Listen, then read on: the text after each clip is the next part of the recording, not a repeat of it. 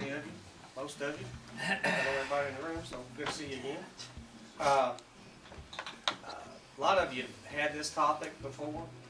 Hopefully it's been at least a few years.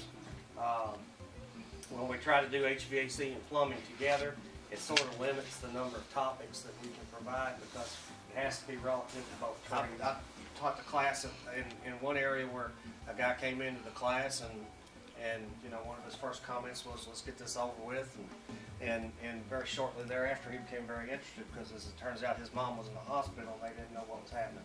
It turns out it was carbon monoxide poisoning. So it can hit anybody, and it can come from a lot of different sources. But again, it is odorless and colorless. But oftentimes, you guys that have worked around heating appliances or water heaters or boilers know that sometimes when things aren't burning right, there are odors associated with that. Those might be other byproducts of combustion, such as aldehydes. But if you smell that odor that you associate with that, obviously something's not burning right.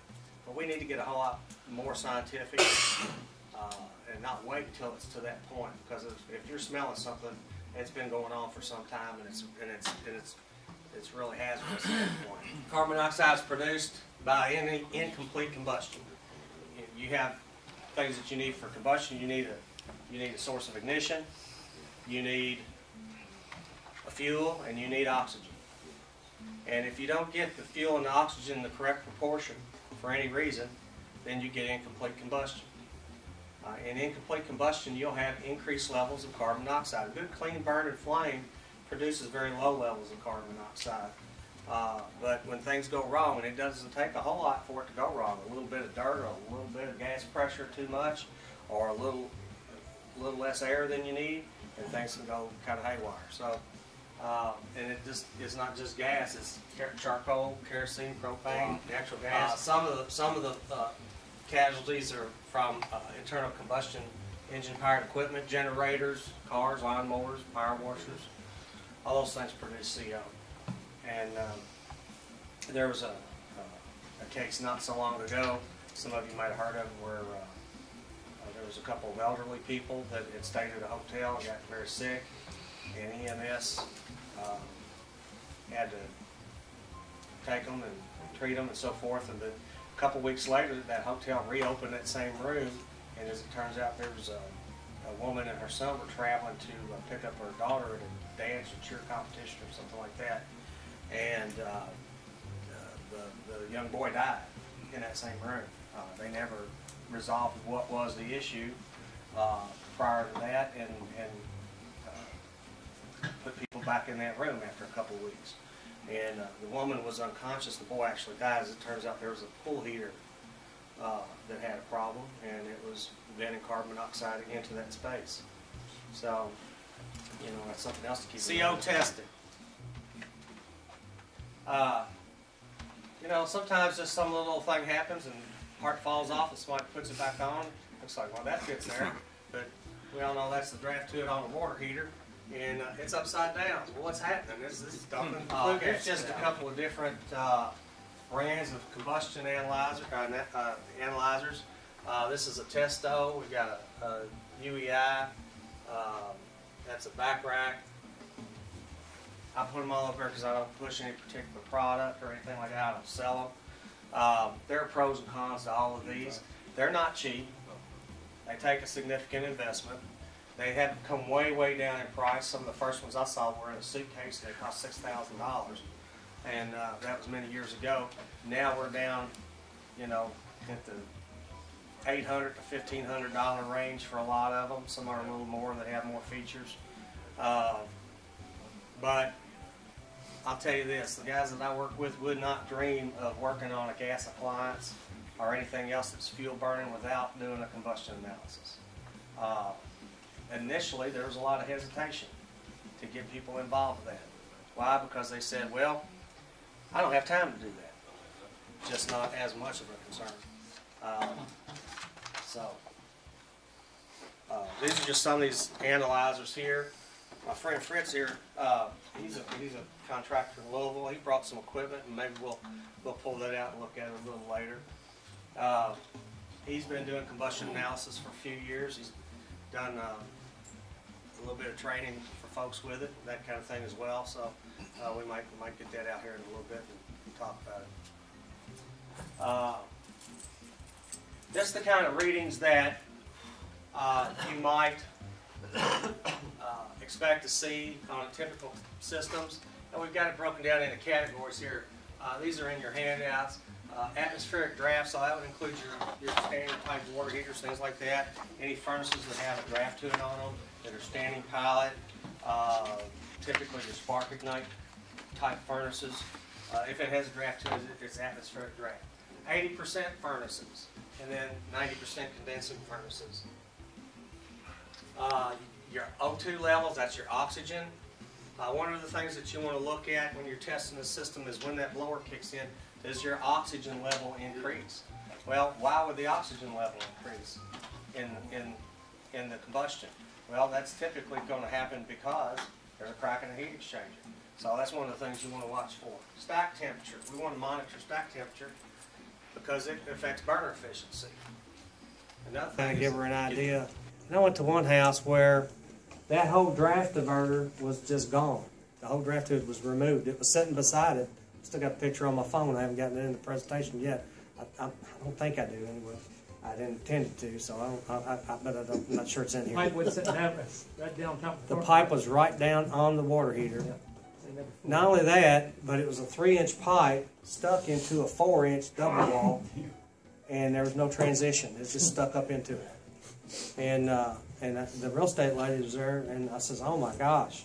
I said, "This is dangerous. People living in this house, yeah." I said, "That's dangerous." I said, "So wonder that fire hadn't rode out and started a fire, backed out of that with no draft."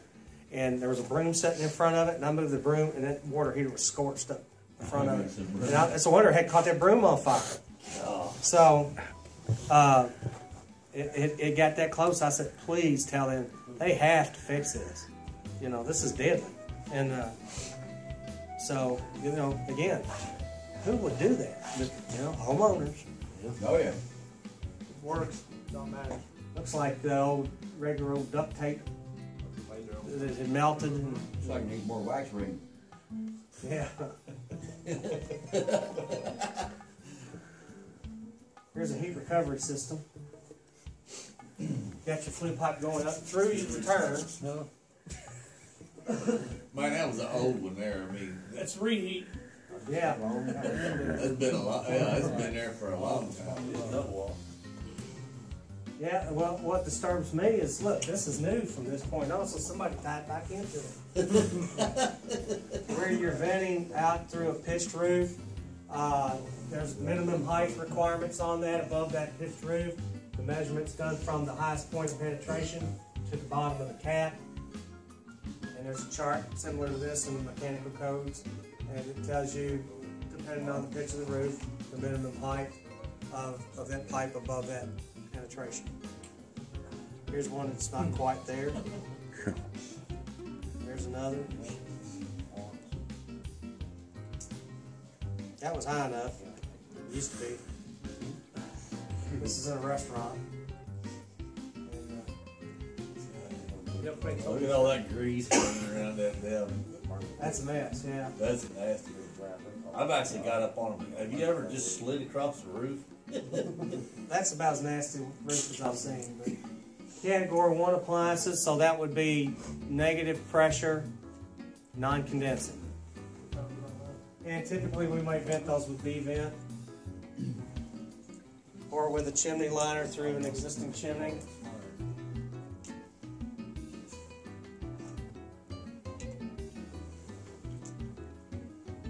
Here's one that somebody probably removed the old B-vent and said, "Hey, I got a chase here I can use for other things now." So I don't know what that was. Maybe that was a 90%er. I don't know. Bad idea. But we've got, even got Romex running that chase. This is some of the terminology that you're going to use when you're talking about venting. Minimum, maximum. They're typically speaking of the BTU capacities for different sizes. Is it fan assisted or is it natural draft? Connector rise. You'll see a graphic here in a minute that explains that. Where we have 2 or more vented into one vent, it's a common vent. One of the things that is often misunderstood is that because there's a fan on that 80% furnace, people make the assumption that it's providing a flue draft, a positive flue draft. It does not. It only provides negative pressure in the heat exchanger and proves the inducer fan is running. That's all the draft switch on an 80% furnace does. But the inducer fan just draws that flue gas through the heat exchanger. It's relying on a negative pressure in the vent pipe. How do you guys test, or how have you in the past tested for draft with an atmospheric type draft appliance? What's that? Good big lighter. Hold it up there. What's it do? It draws it toward the flue, doesn't it? And have you ever used any smoke to do that?